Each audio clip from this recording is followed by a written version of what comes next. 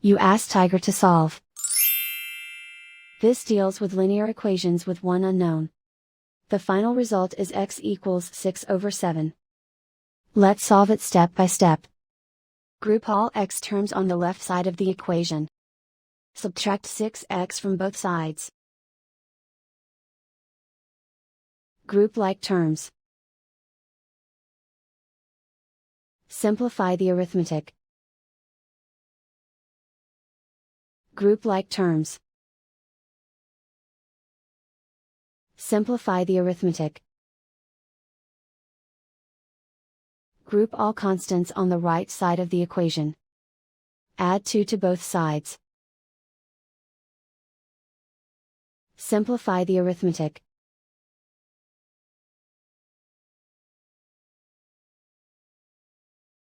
Isolate the x.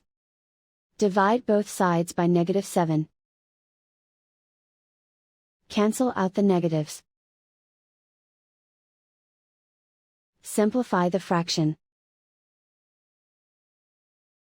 Cancel out the negatives. And so the final result is x equals 6/7.